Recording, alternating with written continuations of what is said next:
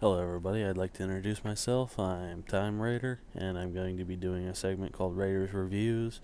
And today I'm going to be doing a review for a comic book that a good friend of mine made. Some of you may know him as Storms Inc. or Robert Storms, and it's called Tale of the Seashell. Now, the lovely young lady on the front is the female protagonist, Aya. She is the princess of a kingdom of called Terrabeliza. Now, in the beginning, she's sad. Her mother has passed away from some random illness. Um, we're not really sure what it was, but she's been dead for I'm not exactly sure how long. They don't really explain that, but it's about to be her 19th birthday, and her father wants this to be a joyous occasion. So to try to cheer her up, um, her father gives her a seashell, which was a keepsake from her mother that they wanted her to have when she was of age. Now, they one of the other main characters' names is Jake. He is one of the knights, as you can see here. I would more or less say he'd be like the king's right hand man, but honestly, I'm not really that sure about that. Don't quote me on it. But anyway, the Jake is in the throne room waiting for the king to arrive. When the king arrives, the king's like, what happened? And he's like, my lord, we were ambushed, the goblins attacked us. Now, the king can't believe that this is happening because they have some kind of treaty that was signed, and they've had peace for over, I believe it was 50 years. And the king basically just misses it. It was just a rebel attack. Don't worry about it. We'll deal with this tomorrow. Go get ready for my daughter's birthday. This is supposed to be a joyous occasion. And then later that evening, one of the other knights of the realm bursts into the dining hall during the party, and it's like the goblins are attacking. And then, of course, at the end, we have a nice little full page of a marching goblin army with this shadowy figure up here, which we'll explain a little bit later in this review. And then, of course, there was some concept art in the back for some of the covers, and of course the leader of the goblin army, which was Cork, which I don't know how well you can see this. Now, in issue 2, Casualties, it picks up where the first one left off. The goblins are attacking. They're preparing to defend themselves. Jake takes command of the rest of the knights and prepare for war.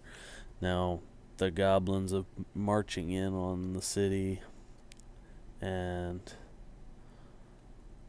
just ransacking the place. Now, also something I would like to mention is in this issue, the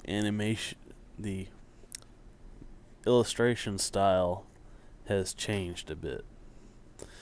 The lines are smoother. The textures seem more there than they were in the first one. And, of course, the black outlining, which really makes the pages pop. Now, unfortunately, they did not have in my opinion, a long enough appearance for Cork, the lord and leader of the goblins. But that's not really what's that important about this issue. What's important is, as we progress through the story, the king tells Jake to take his daughter and run, keep her safe. And then, of course, we have the main villain, who is basically pulling the goblin strings and is their true master, which is this really hot looking lady here. Her name is Anja. Now, as it progresses, she's looking for the power of Lali, and well, at this point we don't really know what that is, but we can definitely assume it's going to be of some great significance for the story. And also we can see here that, I mean, she's just really, really evil. I mean, she got so ticked off that she quite literally reached into the king's chest and ripped out his beating heart. I mean, she's just pure evil, but at the same time, she was drawn so beautiful that it's hard to believe that she could be that evil.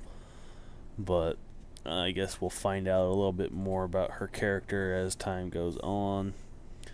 And then, of course, at the very end, we have a full panel of Jake riding off with Aya away from the burning city. Now,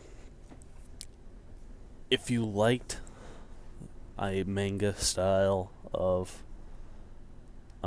book, something like One Piece or maybe even the Naruto series, Shoujin Jump, or just the straight up paperback, this is definitely going to be a comic for you.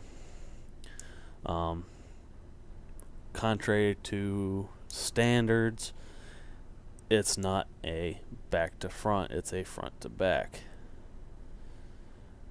which, comic style rather than manga, but with a manga style artistry. Now, I would like to give a great big shout out to the writer Robert and also the artist Andrew Rowland. Terrific job, guys. I can't wait to see more. I think this could be a very big hit. We just got to get the word out, and hopefully, this helps a little bit. And hey, got to start somewhere. All great things started by accident. And with that, I am going to sign out. This has been Raiders Reviews. Take care.